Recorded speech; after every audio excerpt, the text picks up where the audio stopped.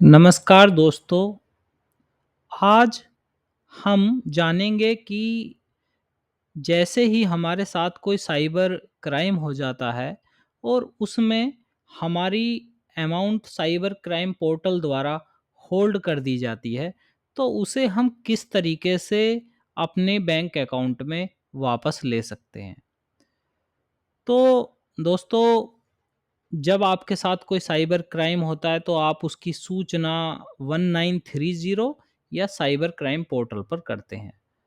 उसके पश्चात cyber crime portal द्वारा आपकी कंप्लेंट दर्ज करके उस पे कार्यवाही की जाती है। जैसे ही बैंक को ये प्राप्त होता है कि ये पैसा कहाँ गया और उसे होल्ड कर देता है, तो आपके पास तत्काल एक मैसेज प्राप्त होता है। जैसे कि मैं आपको दिखा रहा हूँ कि ये आपके पास इस तरीके का एक मैसेज प्राप्त होगा कि आपका कंप्लेंट नंबर क्या है और कितनी अमाउंट को होल्ड किया गया है। तो आखिर हम इसके बाद क्या प्रोसेस हमें अपनानी चाहिए कि जिससे कि हमारा ये पैसा हमारे बैंक अकाउंट में आ जाए। तो दोस्तों, जैसे इसमें बताया गया है कि kindly contact your respective police station. अगर आपको कुछ जानकारी नहीं होती तो आप थाने चले जाते हैं। तो मैं आपको वो सॉल्यूशन बताऊंगा जिसमें आपको थाने के चक्कर नहीं काटने पड़ेंगे। तो जैसे ही आपको ये मैसेज प्राप्त होता है, तो आप क्या करेंगे? आप एक वकील के माध्यम से कोर्ट में, जो आपका डिस्ट्रिक्ट कोर्ट होगा, हर ज़िले में कोर्ट होते हैं, तो आपके पुलिस स्टेशन का भी एक कोर्ट होता है। तो आप जाके किसी एडवोकेट से मिलेंगे, तो वो क्या है कि जो आपने कंप्लेंट की थी, उसके आधार पे कोर्ट में एक एप्लीकेशन डाली जाती है, ठीक है? तो उसमें जो भी आपके साथ जिस तरीके से फ्रॉड हुआ है, उसमें वो पूरी बात लिखी जाती है कि आपका नाम क्या है और आपकी कितनी धनराशि कैसे-कैसे कटी थी, ठीक है? तो जैसे आप देख रहे होंगे कि इसमें एफआईआर की कोई नीड नहीं होती कोर्ट ऑर्डर के लिए। आपने जो साइबर क्राइम पोर्टल पर शिकायत की थी, उसका जो एक्नॉलेजमेंट नंबर होता है, वही आपकी शिकायत संख्या के रूप में काम करता है। तो देखिए, जैसे कि आपका कोई भी कोर्ट हो सकता है, तो आप उसे वकील के माध्यम से इस तरीके से उसे आप बना सकते हैं। तो जैसे कि मैंने पहला पेज ये आपको दिखा दिया है और दूसरा पेज भी मैं आपको दिखा देता हूँ कि किस तरीके से प्रॉपर एप्लीकेशन लिखी जाती है। इसमें दोस्तों कुछ नहीं है, इसमें जैसे आपके साथ फ्रॉड हुआ होता है, वो ही पूरी बात इसमें बता दी जाती है और इसमें लास्ट में आके ये लिख दिया जाता है कि कितनी धनराशि का फ्रॉड हुआ था और कितनी अमाउंट होल्ड कर दी गई है। इस एप्लीकेशन के साथ आपका होल्ड का एक मैसेज अटैच कर दिया जाता है और आपका आधार कार्ड और जो आपकी तरफ से एक हलफनामा, जिसमें ये बताया जाता है कि यह जो भी बात मैंने इसमें लिखी है वो बिल्कुल सत्य है। मैं किसी भई कोई भी तथ्य मैंने इसमें छिपाया नहीं है। तो ये आप देख रहे हैं कि इसमें वो पूरा उस तरीके से लिख दिया जाता है। तो इसे आप डायरेक्ट भी दे सकते हैं कोर्ट में अपने में, या किसी वकील के माध्यम से भी आप इसे दे सकते हैं।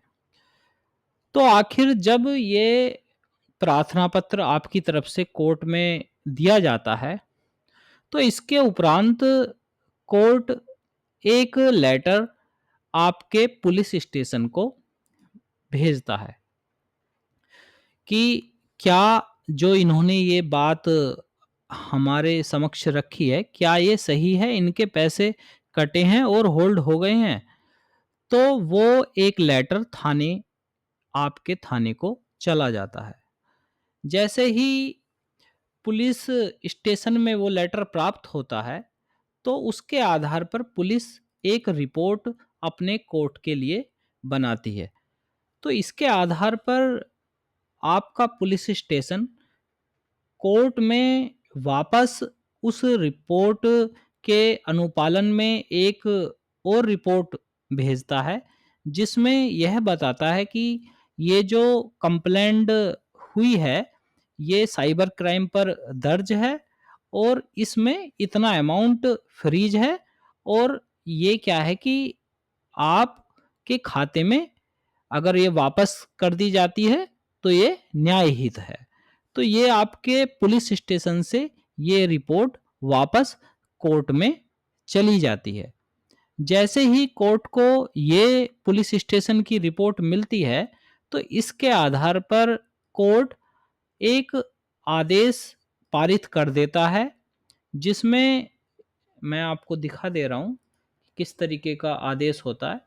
तो इसमें लिख दिया जाता है कि इस पर्सन के साथ इतना अमाउंट का फ्रॉड हुआ है और इस तरीके से पैसा गया था और लास्ट में बता दिया जाता है कि नोडल अधिकारी को आदेशित किया जाता है कि इनके खाते में 15 दिन के अंदर ये अमाउंट हस्तांतरित कर दी जाए। अगर ये कोई भी एक बंध पत्र भी आपसे ले लिया जाता है जिसमें ये बता दिया जाता है कि ये जितना अमाउंट है ये आपने बिल्कुल सही बताया है कि ये फ्रॉड का ही अमाउंट है, अदरवाइज ये आपको वापस न्यायालय में जमा भी करना पड़ सकता है अगर आप ये कोई गलत इन्फॉर्मेशन दे के आप कोर्ट ऑर्डर बनवा रहे हैं। तो दोस्तों, शुरू से आप समझिए कि आपके पास अगर कोई होल्ड का मैसेज आ जाता है तो आपको सबसे पहले अपने जो ज़िले का कोर्ट होता है, वहाँ पे आपके पुलिस स्टेशन से संबंधित एक कोर्ट होता है, वहाँ पर वकील आपको बता सकते हैं कि आपके थाने से ये कोर्ट संबंधित है। तो उस कोर्ट में वो एप्लीकेशन दी जाती है कि ये जो मैंने आपको दिखाया कि किस तरीके से शिकायत संख्या के आधार पर कि मेरा ये पैसा होल्ड हो गया और ये मुझे वापस दिलाने की कृपा करें। इसमें आप एप्लीकेशन दोबारा से पढ़ सकते हैं कि किसी अज्ञात का फ़ोन आया, उस तरीके से उसने मेरे जालसाज करके इतने पैसे आपके खाते से निकाल लिए और उसमें साइबर जो पोर्टल है उसके द्वारा इतने रुपए होल्ड करवा दिए गए हैं और ये मुझे वापस दिलाने की कृपा करें। तो उसमें आपको एक बंध पत्र बाद में देना होता है। बंध पत्र भी आपको ये मैं दिखा देता हूँ फ़ोटो लगा के और इसमें जो भी आप बात कह रहे हैं वो बिल्कुल सत्य बात है और उसमें एक अपना आधार कार्ड भी आप उसमें लगा देंगे उस एप्लीकेशन में। तो ये चीज़ें आप अपने वकील को भी बता सकते हैं। इसके आधार पे इस एप्लीकेशन के आधार पर आपके पुलिस स्टेशन में एक रिपोर्ट जाएगी। उस रिपोर्ट के आधार पर पुलिस स्टेशन या साइबर क्राइम थाना एक प्रॉपर रिपोर्ट बनाएगा और उसे बिल्कुल आपको बताया जाएगा कि ये बिल्कुल न्यायहित है और इस पैसे को वापस कर दिया जाए। तो ये आपको मॉनिटरिंग करनी है कि पुलिस स्टेशन में वो कब रिपोर्ट आई है, पुलिस स्टेशन से वो कब रिपोर्ट गई है। तो इसके आधार पे लास्ट में ये कोर्ट ऑर्डर बन जाता है। और दोस्तों, जब अगर ये आपके पास ये कोर्ट ऑर्डर अगर बन जाता है, ये जबकि शुरू में ये बहुत ज़्यादा टिपिकल प्रोसेस थी, अब बहुत ही आसान हो गई है। आपको ये कोर्ट ऑर्डर अपने पुलिस स्टेशन में देना है और ये उस जिस बैंक में पैसा होल्ड हुआ होता है, उस बैंक को भेज दिया जाता है और आपका 10 से 15 दिन में पैसा आपके वापस अकाउंट में आ जाता है।